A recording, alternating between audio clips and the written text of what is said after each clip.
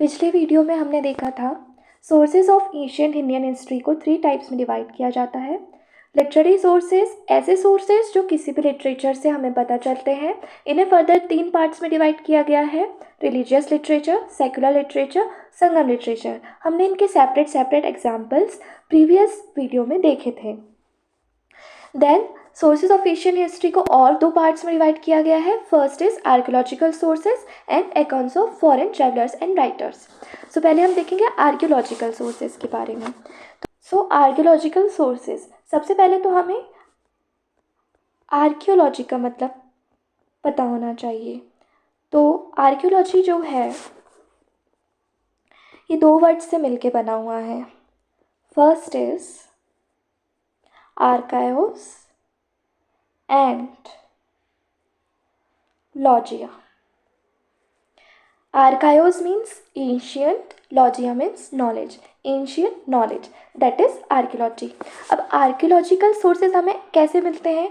तो अगर हम किसी भी साइट पे एक्सकेवेशन करते हैं और उस एक्सकेवेशन में हमें जो भी चीज़ें मिलती हैं, जैसे कि ideals, paintings, articles, coins, inscriptions etcetera, तो इन सब के थ्रू हमें जो इन्फॉर्मेशन मिलती है एशियन इंडियन हिस्ट्री के बारे में, दैट इज़ आर्कियोलॉजिकल सोर्सेज। सो सबसे पहला अगर हम एग्जाम्पल्स देखें इनके, तो फर्स्ट इज कॉइन्स। सो एक की पॉइंट और हम यहाँ पे, अगर हम कॉइन के बारे में बात कर ही रहे हैं तो देख लेते हैं।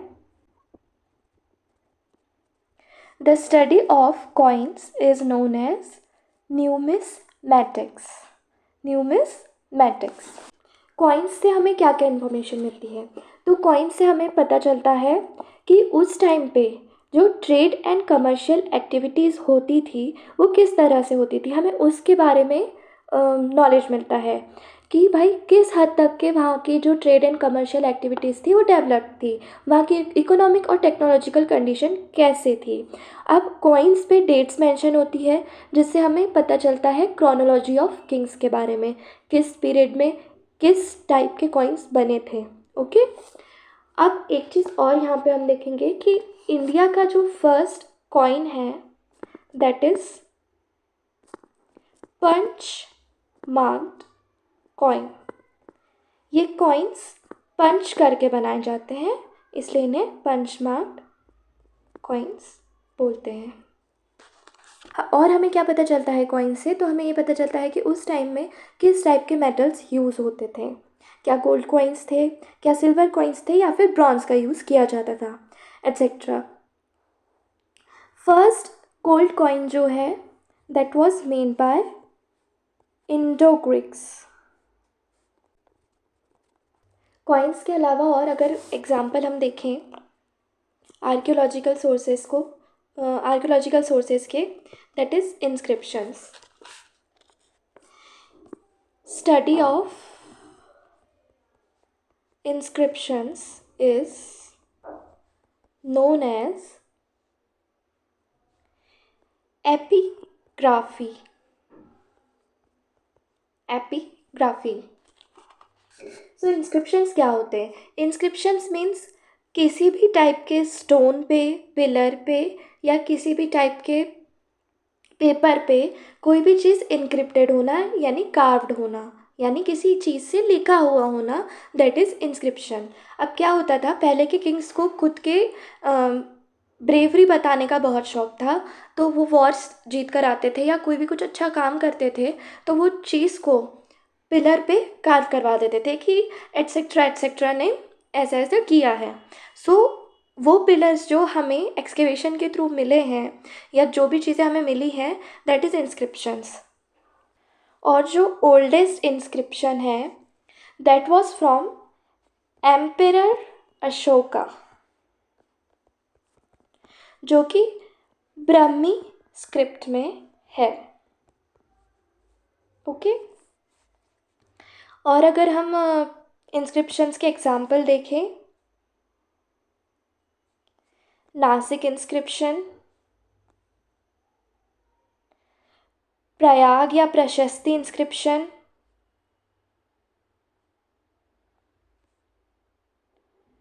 Aihole inscription,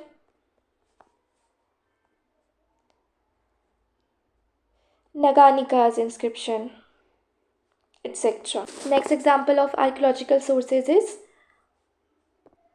monuments.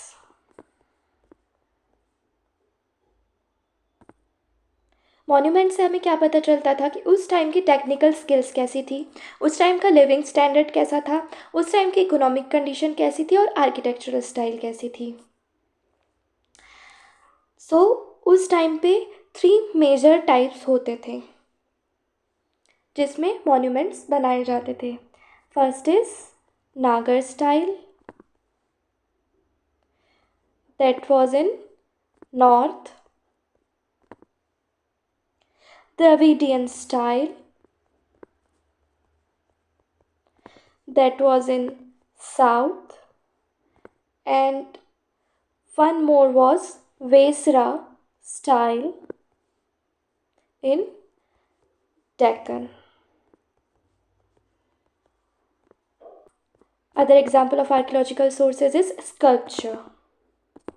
Sculpture means किसी भी टाइप का आइडियल. ओके, सो हड़प्पन सिविलाइजेशन के एक्सकेवेशन के टाइम में बहुत सारे स्कल्पचर्स मिले जो कि terracotta, lime, bronze, Ivory, would etcetera के बने हुए थे. हड़प्पन सिविलाइजेशन में ब्रॉन्ज स्टैच्यूज,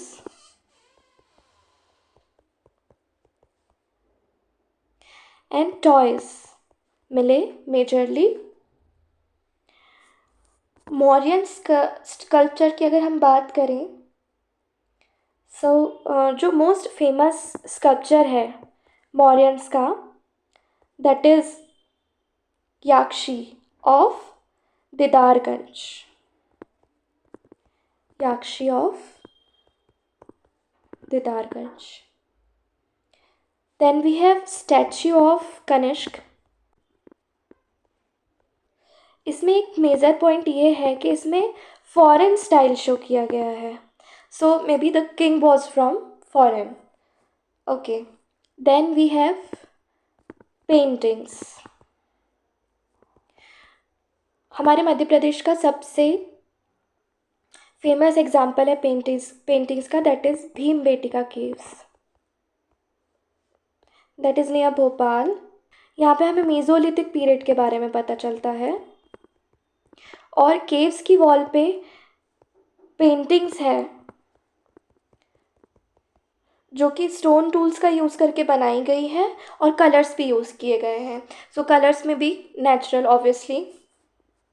देन इसके बाद आती है पेंटिंग्स ऑफ अजंता. इसमें रिलीजियस आइडियोलॉजी के बारे में पता चलता है, स्पिरिचुअल सेरेनिटी के बारे में पता चलता है, और किस टाइप के कॉस्ट्यूम्स और ऑर्नामेंट्स पीपल्स यूज़ करते थे उसके बारे में पता चलता है. इसके बाद आती है चोला पेंटिंग्स. इसमें कॉन्सेप्ट ऑफ डिवाइन किंगशिप के बारे में पता चलता है.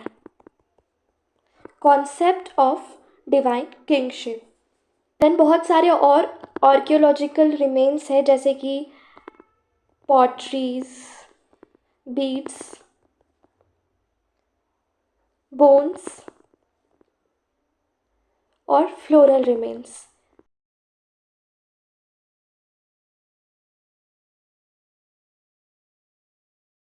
ओके, सो क्विकली देख लेते हैं अकाउंट्स ऑफ फॉरेन ट्रैवलर्स, मतलब ऐसे ट्रैवलर्स जो बाहर से इंडिया में आए हैं और उन्हें इंडिया के बारे में जो भी चीज़ें अच्छी लगी या जो चीज़ें उन्होंने ऑब्जर्व की, उसमें उन्होंने अपनी बुक में या अपने लिटरेचर में लिखा है. So first is Herodotus. ये फर्स्ट ट्रैवलर माने जाते हैं इंडिया की हिस्ट्री में. देन मेगास्थनीज, फाहीन, जुआन, सेंग, etc.